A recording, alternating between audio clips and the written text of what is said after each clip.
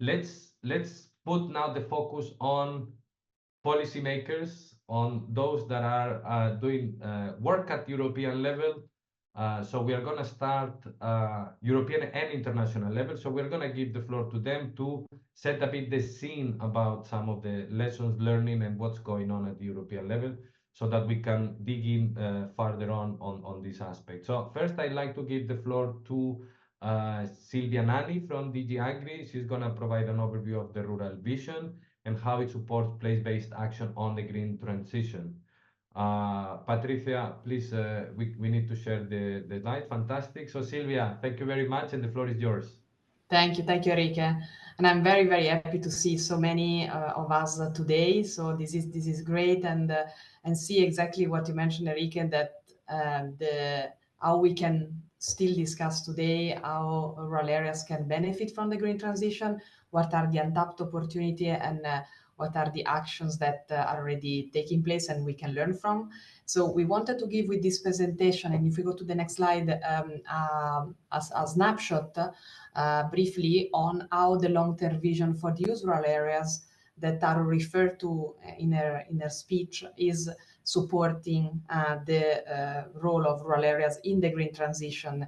And the long-term vision was published about 3 years ago in June 2021 with 10 shared goals for having stronger, resilient, connected rural areas. And some of the goals look exactly at trying to support and foster actually the role of rural areas in the green transition. In particular, we want to see rural areas that are attractive spaces developed in harmonious territorial development. So really here, all the tools that we will hear today and discuss with you today, helping well on the territorial approaches will be very helpful.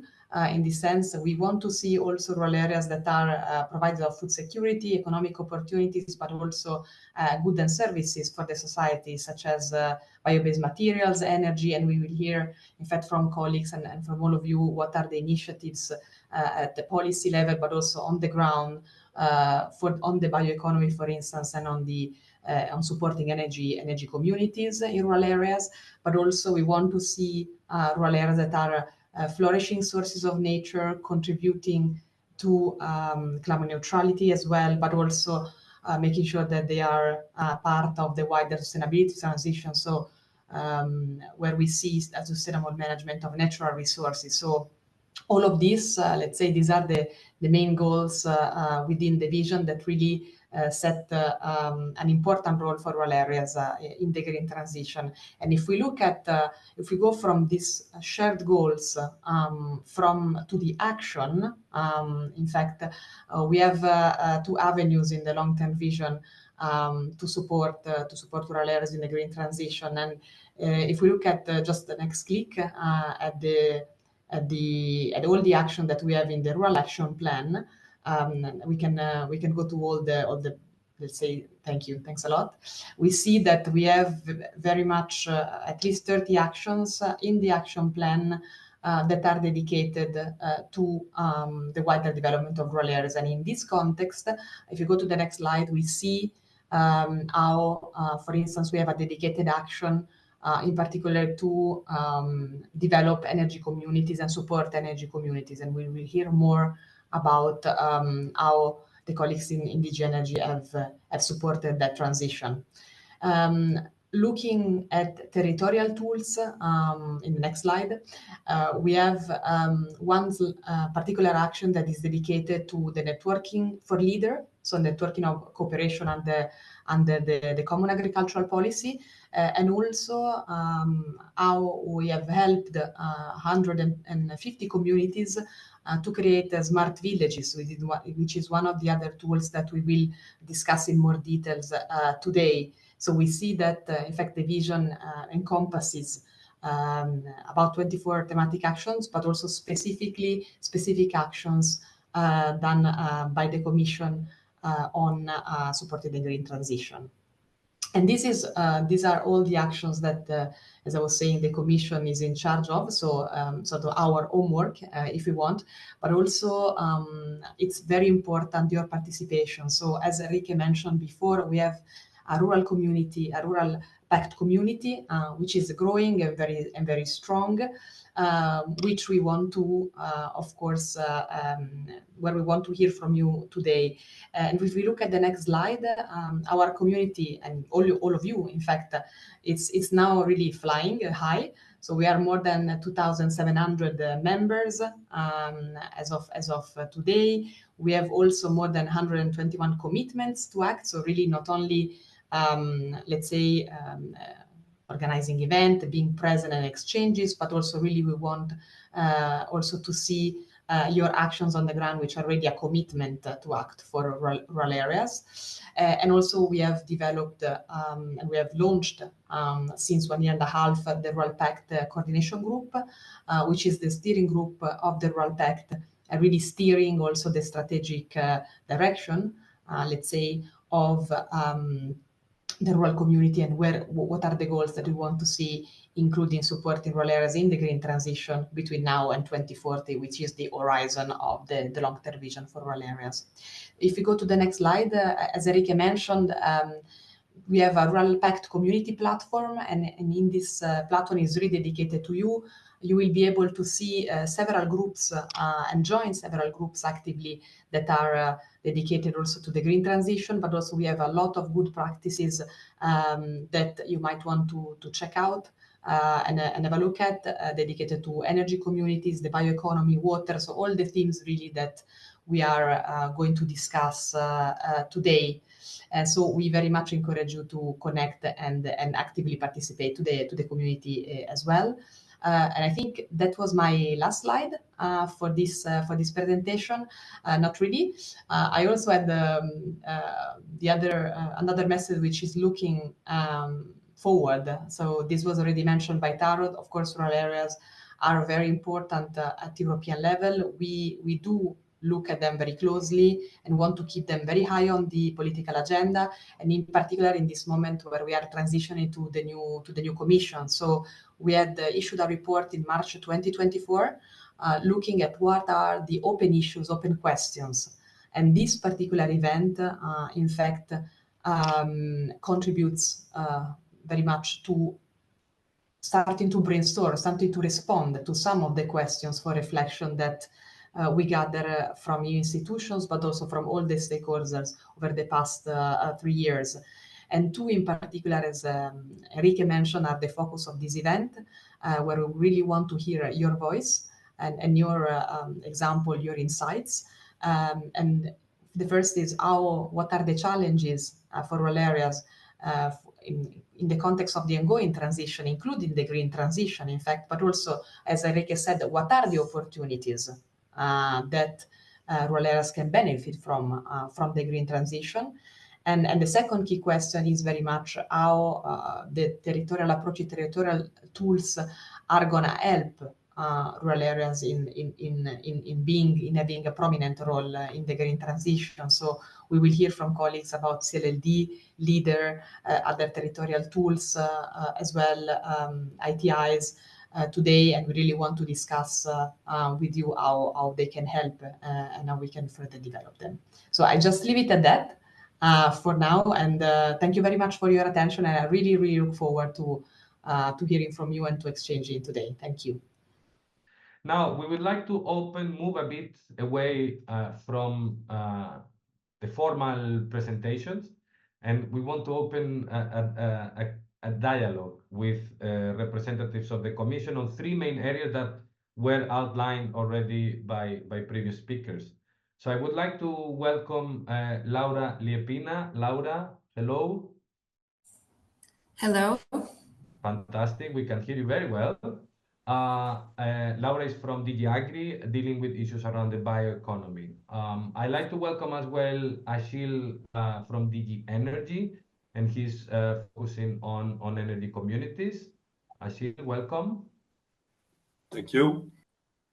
Fantastic, we hear you very well. And last but not least, Saskia from DG Environment, who is as well dealing with issues around water. So we are going to have a conversation basically around 2 important aspects. The first one that I would like to tackle with you are precisely to dig in a bit more precisely within the topics that you deal with, what are the main opportunities and challenges that you have been identifying, from the experience, from the support that you are offering? So we can start with Laura. Laura, dealing with the bioeconomy, can you highlight some of the opportunities and the challenges that you see that for local communities to really benefit from the bioeconomy, from your experience? Thank you, Enrique. Happy to join today. Bioeconomy is a key topic for DG AGRI and the whole Commission.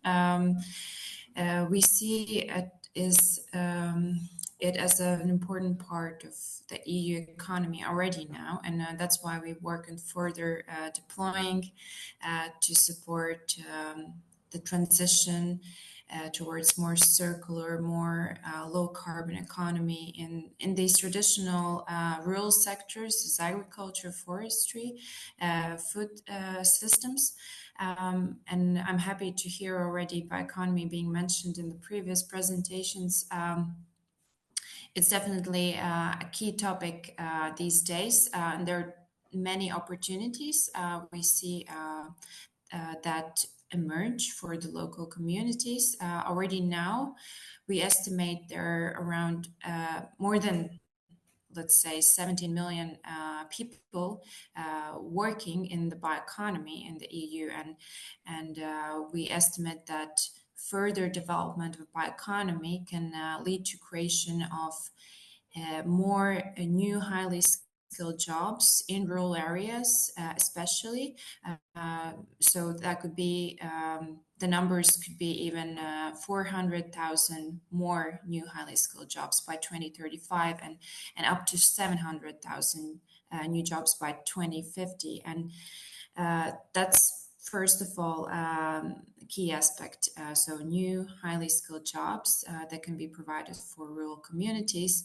And talking about the biomass, it's something quite bulky and costly to transport, and we think that's our approach. It's best to process it close to where it's produced, so to add the value directly in the rural areas. And in our experience supporting the bioeconomy, we see this adding value to the biomass at the place of origin, at the place where it's produced. It brings potential for economic growth, for the job creation. It can help diversify local economies. We see development of new diverse value chains, and these new value chains can create innovations to use the local resources more efficiently to drive the innovation. It can create and support new initiatives like the startup villages and the small businesses. So bioeconomy can promote these more sustainable, more circular processes to reduce waste, to make better use of the local materials, and also to valorize unused and underutilized biomass, and this will create additional income streams for the local communities, and not only traditional farmers and foresters, but all kinds of rural businesses and services. Well, there are definitely challenges. One of the major issues is that the rural actors are not always fully involved in the bioeconomy value chains. And for example, engaging them in these more circular solutions, in the biomass valorization, it can be challenging. We have several projects in our research innovation program, Horizon Europe. For example, projects like Rural Bio Up, they're working to empower these rural regions, scale up, adopt small-scale bio-based solutions. And another challenge is to create effective business models to bring together various actors. For example, there are projects also from our portfolio that address this by developing biofertilizers from fruit and vegetable waste, and implementing these new fertilizer strategies in the rural communities.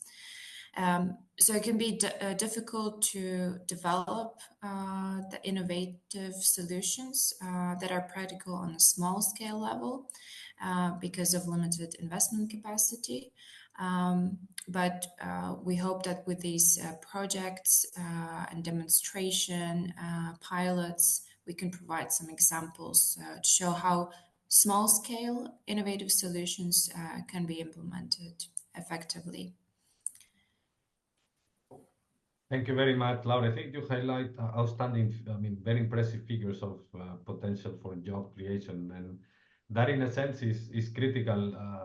And Jose Enrique on the previous presentation just mentioned that many of the added value generated in rural areas remain at the end in urban areas, not in rural areas. So we need to see how we can make sure that we create and keep those jobs in rural areas. Perhaps this is a subject that we can dig in further in the group discussions. I think you outlined already very important challenges. You see the importance of embedding local communities and local businesses into wider value chains. So this is something that has been challenging. Business model, new business models, innovation. How do we trigger innovation? We can use the group discussion to enter into that. I'm just flagging some of the ideas that you are mentioning. Thank you very much, Laura. I'd like to now move a bit from the bioeconomy to the energy communities, which also we have seen that it's an area with a lot of potential of rural areas being areas where we produce a lot of the energy. Well, how can we make sure they benefit? So, Achille, welcome. What would be the opportunities and the challenges that communities are facing to really benefit from energy communities? Yes, thank you very much. I would like to start by making a linkage actually to the OECD presentation of Enrique, which I thought was really excellent as a frame setter. It all boils down to where you place the burdens and the benefits, and preferably if the burden is there, the benefits coincide in order to alleviate the pressure and to create acceptance. And I think that's exactly what we're trying to do with these energy communities. So if there is a renewable energy or a sustainable energy project within a rural area where indeed there is large potential for wind and solar, because there's available space for these projects, that there's also some sort of financial benefit or economic benefit attached to such a project. What we see currently, and I think that's one of the main challenges, is that you have big project developers, they go to rural areas, they build a very nice wind park, ruining basically everyone's perfect view at night and during the day, arguably, without having any tangible benefit coming out of such a wind park. They're not shareholders, they don't get a dividend at the end of the day, they don't get any local job opportunities out of it necessarily either, because a wind park, it's different from operating a traditional gas power plant or coal-fired power plant. So there's really low maintenance in general, and in terms of operation, it doesn't really require that many labor. So with the energy communities, what we're trying to do is create these public-private partnerships that are based on local empowerment and community involvement. So the energy communities bring together local authorities, small businesses, and citizens in rural areas, potentially, to set up a legal entity, sort of company, where they cooperate. So an ideal legal form is, for example, a cooperative. They collectively invest in a renewable energy project, and then they can also benefit from whatever comes out of such a project. So they can sell electricity, and they have some nice revenue that can translate into profit and that they can reinvest in their local rural area. They can share electricity with each other at stable energy prices, which has been proven quite valuable over the past 2 years, I would say, where energy prices skyrocketed due to geopolitical conflicts primarily, but it looks like the prices are not going to go back to what they were prior to the geopolitical conflict either. So by accessing renewable energy directly, self-investing in it, self-consuming that electricity, of course, you can become partly independent from the wholesale market and its fluctuations, which could be actually quite beneficial as well to, in general, lowering the cost of operating a business within a rural area. It doesn't matter which economy you're actually operating in. Energy is the basis of everything. Of our industrial society, at least. So there's quite a bit of opportunities there if rural communities collectively get together and build these projects. But of course, there are some challenges as well. And these challenges are quite obvious. We are talking about an energy system, arguably maybe one of the most complex things ever established by humanity.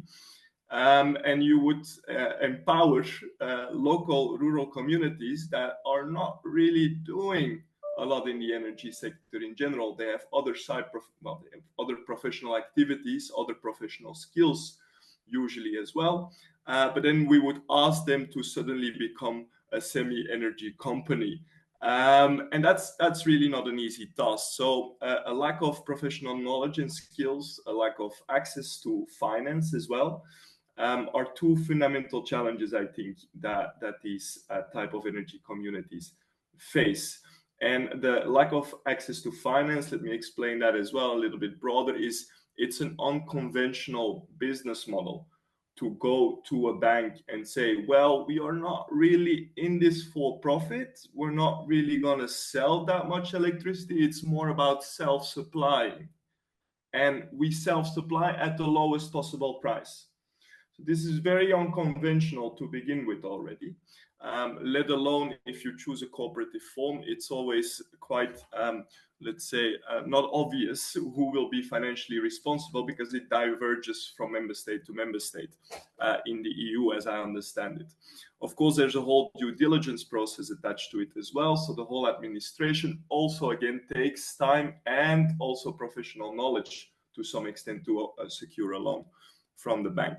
So these are two fundamental ones that we see that need to be tackled. And at the EU level, we are aware, we are conscious, and we also want to help overcome these challenges to the extent our level allows that. And the way we do that is by setting up these projects, public procurement projects, basically, operated by the European Commission, but then managed by external contractors. And we have the Rural Energy Community Advisory Hub that was in operation for 2 years. Maybe we enter into that on the second round, Achille, if you Of course.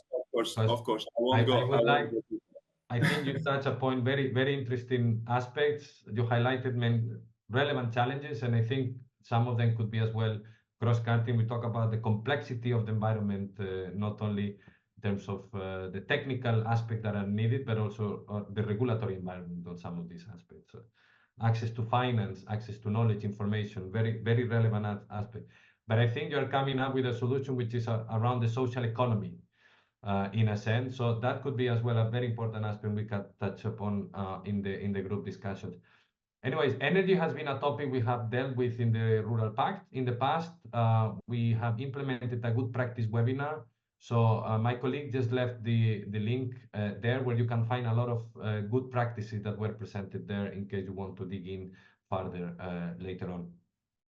Now, let's move to another very important topic for rural areas, water.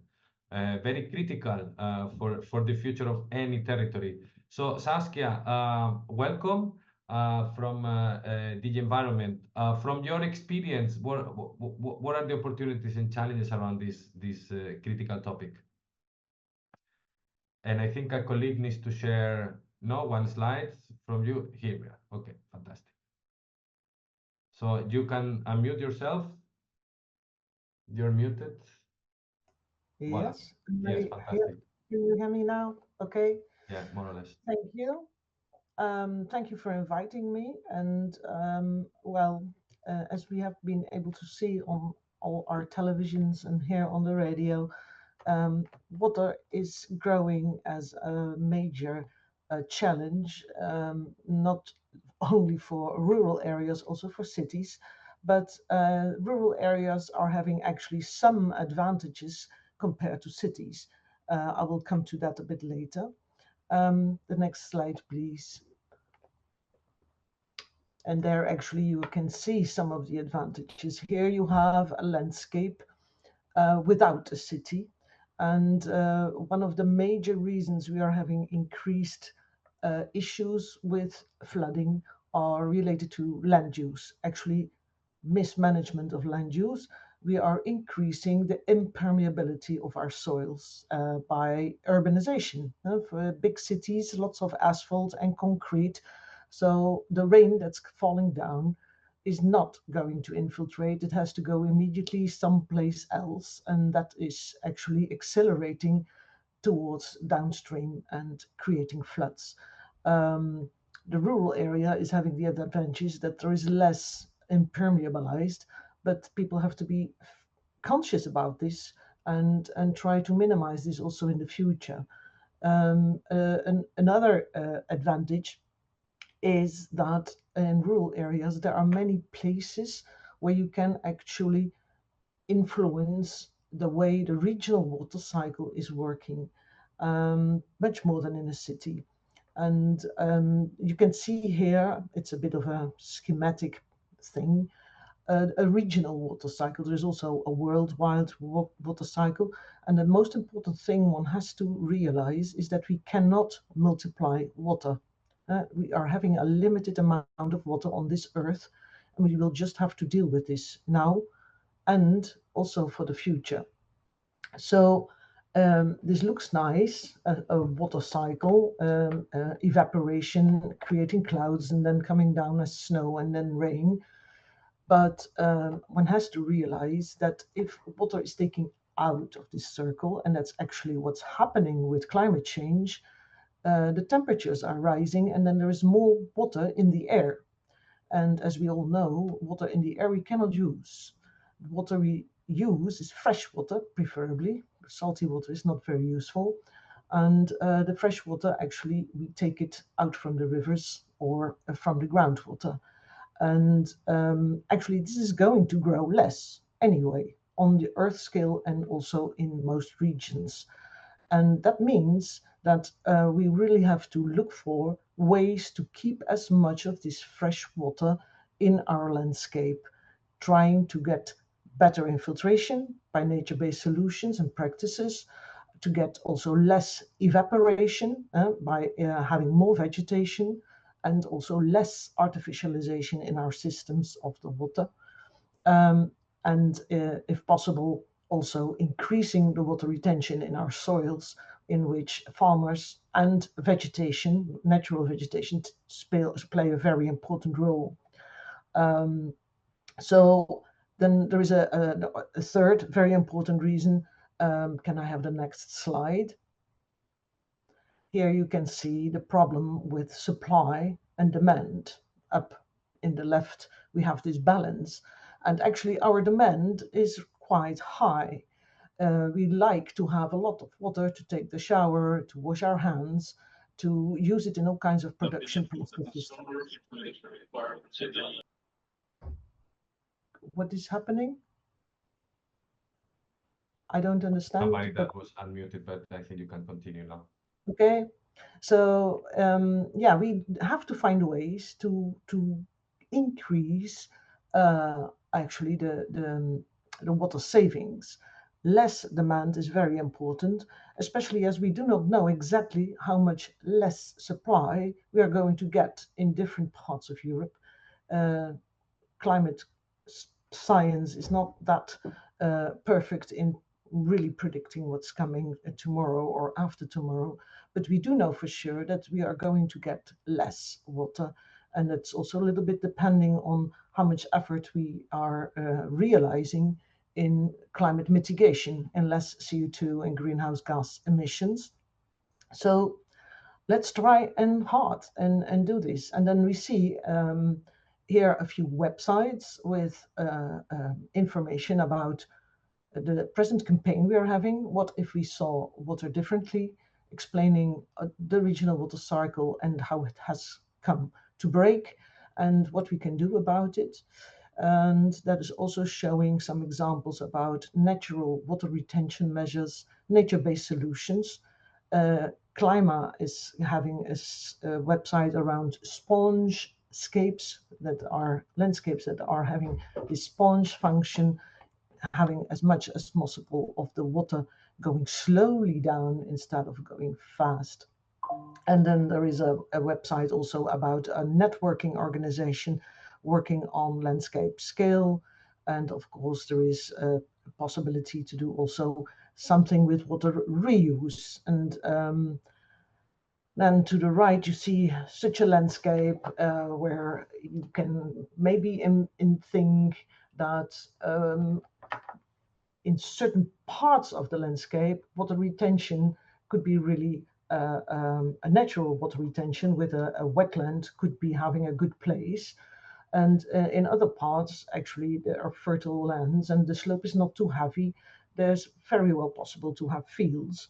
But the crop could maybe change. And changing a crop also means that actually the product is changing. You're not just changing a crop and being able to sell what you're getting out of it easily. So communities will have to think about, if we are wanting to change crops to less water demanding crops, more drought resisting crops, and there are quite a few of them that are also possible to produce, for example, isolation material in hemp, for example. But then you need to think about who's going to buy our products, and maybe we can actually produce a part of this processing improvement of the harvest ourselves. And actually, the main message I'm having, the best way to face climate change, not just the flooding, but also water scarcity and even pollution, is to collaborate and to find ways to do this in a cooperative way. Actually, in the CAP, in the agricultural policy, in the strategic plans, there were just a few countries introducing nature-based solution investments, which is a pity. And actually, I was very happy to discover, more or less by accident, that a few countries also introduce nature-based solutions, but then not as a non-productive investment, but as a cooperative thing under leader. So there are more ways to get support for these natural measures that can improve the landscape to face climate change and be more resilient. Even the World Bank is having instruments I was just recently being informed about. Okay. Thank you very much, Saskia. I think, again, very important point. I think you bring, again, on another topic, the territorial dimension, the importance of the territorial dimension to deal with water, with many different issues being interlinked. Again, they need to generate that space. So it works very well with the logic we have on the agenda of the day. So this is fantastic. On many of the issues you raised, I think we can dig in further in the groups. You know, how we adapt, how we to climate change, how do we bring people together to think in these territorial dimensions around water, and we will have very good examples later on. Thank you very much. I'd like to now go back to Ursula, because I've seen you have been very active in the chat, which it's fantastic. That's the spirit. But unfortunately, we don't have the time to really tell you to explain your comments. So I have asked Ursula to summarize to the extent possible, or highlight some of the key points that are raised here in the chat. Yes, thanks a lot, Enrique. There have been quite a few comments about not forgetting that rural areas are not just, producers of bioeconomy products and so on, but they also are places where people live, and it's also very much the issue of the quality of life, the accessibility of services and so on. That there were quite a few points about that. there were some practical solutions, for example, about tax going back to the rural community to make sure that the communities benefit. And also some suggestions that the CAP, for example, should support water retention and certain project examples that are linked with water resilience, most recently included. Okay, and there is there are also some comments, like, for example, that we have to be careful with using hydrogen, which is produced out of water, because that is also reducing the water resources overall. Good. So I see we are already outlining additional points that could be taken probably in the group discussions. How the CAP can support certain topics, issue around taxes, hydrogen as an innovative, let's say, sector. What is the influence in rural area? But also the traditional the debate. We can be able to generate jobs, but people will not stay in an area where they have no services and no people. So it's the chicken and the egg discussion. So I think it outlines the need for that Jose Enrique mentioned, that this holistic approach to think about rural areas in a holistic manner, not only from the economic perspective, but as well from a social angle. Good. Please continue being active in the chat. And I now would like to get back to Laura on the bioeconomy. What are the actions that or the tools that communities could use at EU level, or what are the policy support that rural communities could benefit from EU level, or the action that you have implemented? Can you just very briefly, because we are running as well out of time, so just outline to these policy instruments? Yes, sure. We see two main strands, which one is the common agricultural policy, which I assume many of the listeners today are more familiar with, and the other one is the EU Research Innovation Framework programs. So before it was Horizon 2020, and now it's Horizon Europe, with many different tools, instruments to fund research, innovation, and different kind of support actions where not only primary producers but all kinds of rural actors, the local communities can take part. For example, we operate mainly when it comes to bioeconomy, food systems, environment. We operate under Cluster 6 work program. We have also different partnerships, like on agroecology, upcoming partnership on forestry. We have a private-public partnership, Circular Bio-Based Europe joint undertaking, which all of these different policy tools provide funds to support research innovation for the strengthening of the value chains, for developing alternatives to fertilizers, crop protection, to valorize residue streams and waste in rural areas. We have the mission soil. For example, we aim to create living labs and lighthouses to promote sustainable soil management in rural areas. And these projects also include, for example, soil education and schools and training programs. We have also a project, for example, that collaborates with artists and cultural and creative industries to communicate about these issues. And I think one very good tool, which is a combination of the Common Agricultural Policy and the Horizon Europe, is the European Innovation Partnership for Agricultural Productivity, so EIP AGRI. So that's a great example how we can combine the Research Innovation Program with the CAP, and we can develop these practical solutions on the ground in rural areas. Thank you. Very good. Thank you, Laura. What about in energy? Achille, sorry. Yes, no problem at all. Yeah, so there we had a rural energy community advisory hub running, as I said previously. We have closed that. That was a successful pilot project on which will be elaborated by the contractor who managed on behalf of the Commission the project later. But I think we took some valuable lessons from that, and we decided to continue the action, but widen it and integrate the Rural Energy Community Advisory Hub in a citizen energy advisory hub. So we are looking to move beyond even the energy communities alone. We will be looking at urban and rural areas, preferably even urban-rural partnerships, because production possibilities in rural areas exist or opportunities, but there's also a lot of demand in cities.